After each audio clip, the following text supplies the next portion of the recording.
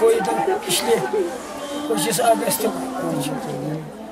अगस्त को पहुंचा, फिर उन्होंने लाइन में ज्वाइन किया।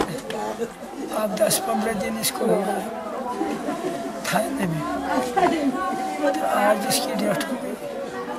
मेरी मैसेज है, अगर ये गवर्नमेंट कदम उठाते तो ये हमारी लड़की बच जाती, वरना ये सबको खत्म होगा।